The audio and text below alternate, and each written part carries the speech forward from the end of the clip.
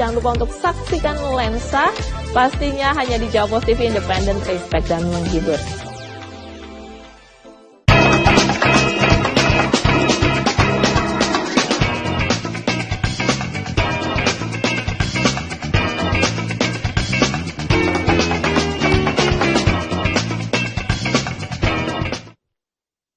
Terima kasih masih bersama kami pemirsa, dan kami masih terus membahas persoalan yaitu kasus pemerasan yang menyeret Ketua KPK kita yaitu Firly Bahuri. Kita akan lanjut untuk membahas persoalan ini.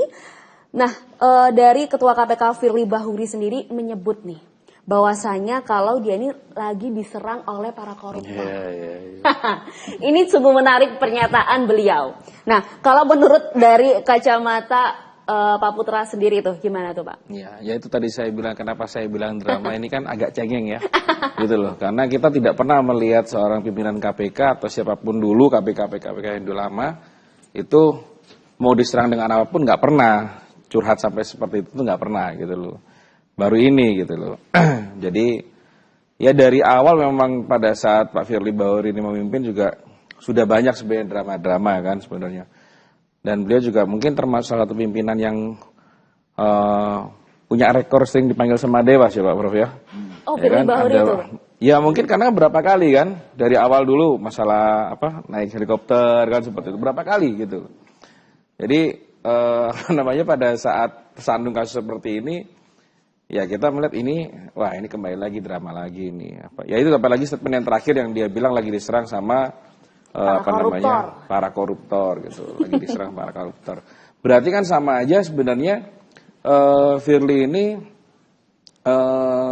saya tidak langsung ya, saya tidak langsung itu mempertanyakan status penyidik di Polri.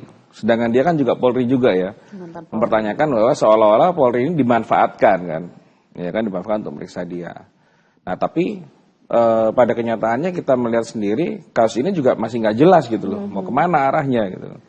Sedangkan semakin lama suatu kasus ini nggak tentu arahnya, ini kan tidak bisa menjamin kepastiannya apakah dia itu menghilangkan barang bukti, ya kan, mengulangi perbuatannya dan lain-lain seperti itu loh.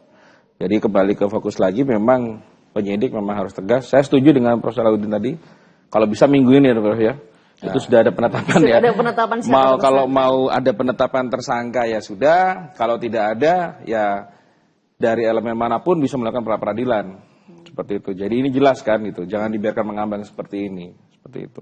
Nah, tapi kalau dari Prof Salahuddin sendiri itu gimana Prof dengan tanggapan seorang Firly Bahuri selalu membuat pernyataan bahwa saya ini sedang diserang oleh para koruptor yang memang kena sama dia. Nah, itu gimana tuh, Bro? Ya, itu kan sebenarnya efek dari aturan di dalam Undang-Undang KPK itu.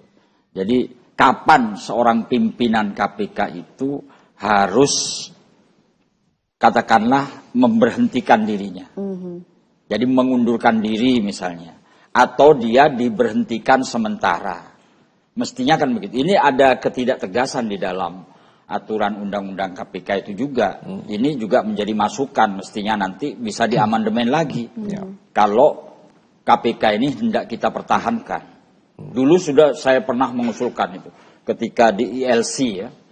Ketika di ILC itu saya pernah mengusulkan itu. KPK ini harus diberi waktu. Artinya kapan KPK ini berdiri dan kapan berakhir. Harusnya begitu di dalam undang-undangnya itu. Sehingga ini kan lembaga ad hoc ya kan? Lembaga ad hoc. Mestinya sementara. Nah, supaya masyarakat kita ini, bangsa kita ini punya target di dalam bekerja, ya dia harus dibatasi. KPK adalah lembaga negara independen yang didirikan paling lama 50 tahun misalnya. Atau 40 tahun atau apa. Ini kan enggak ad hoc tetapi tidak ada batasan. Apa sampai kiamat lembaga KPK? Iya kan? Lalu ini menjadi masalah sebenarnya. Masalahnya apa? Yaitu pimpinan KPK setiap ganti periode tidak punya target dia. Tidak punya target bekerja. Sampai kapan KPK ini mencapai misalnya yang diwajibkan, yang seperti di dalam undang-undang. Sampai kapan ini? Nggak ada. Setiap pimpinan KPK ganti ya begitu. Ganti, apalagi sekarang kepemimpinan periode Pak Firly ini ya saya bilang ya, agak kacau juga. Banyak sering terjadi pelanggaran etik, ya kan? Seperti yang tadi disebutkan. Kemudian minta perpanjangan periode jabatan. Ya, asalnya 4 tahun, minta 1 tahun. Memang kursi jabatan itu memang empuk memang.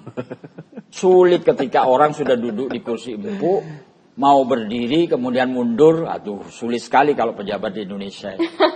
Karena kebanyakan dari kita ini pejabat-pejabat memandang jabatan itu sebagai berkah, bukan sebagai amanah.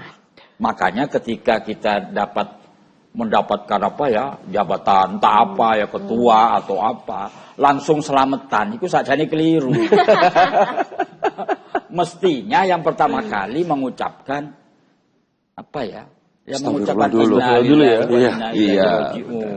Begitu dulu. Ini enggak, alhamdulillah saya dapat jabatan ketua. Kemudian ngundang teman-teman berpesta. Nah, inilah yang membuat ketika ada masalah tidak mau mengundurkan diri. Makanya masyarakatlah yang harus mengundurkan. Ya. Diundurkan diri saja. Diundur begitu.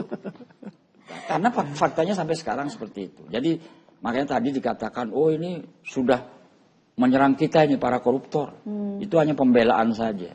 Jadi kemarin yang Pak Firly Bahuri dia menyampaikan semacam pembelaannya itu menurut saya. Itu sama saja ya, setali 3 uang dengan ketika Pak Anwar Usman itu juga seperti itu. Tak perhatikan. Oh, pidatonya ini setali 3 uang ini dengan mantan ketua MK gitu. Sama aja, mempertahankan jabatan. Pantang mundur. Loh ya pantang mundur. Sudah dibegitukan kok pantang mundur ya. Mestinya saran saya masyarakat Indonesia, khususnya penegak hukum, pemerintah itu menggunakan teori reintegratif shaming. Kepada semua pejabat, teori malu.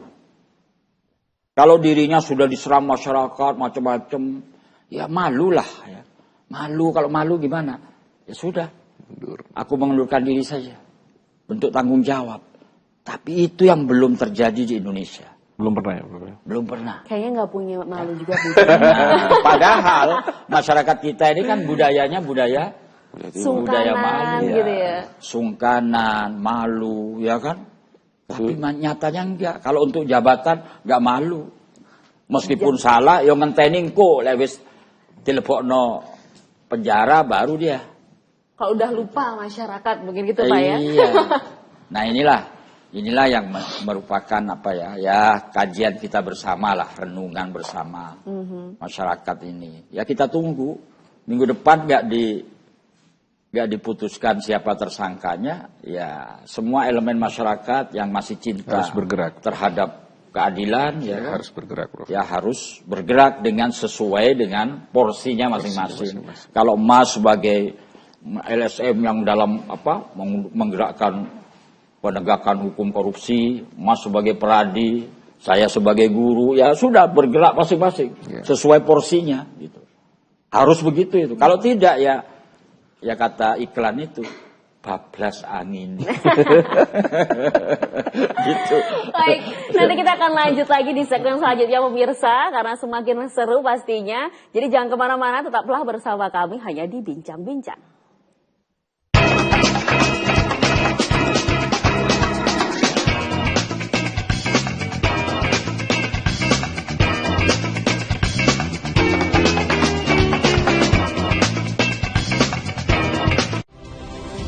Hadirkan berita seputar kebijakan, pemerintahan, aktivitas bercorak keindonesiaan. Dikemas secara ringan.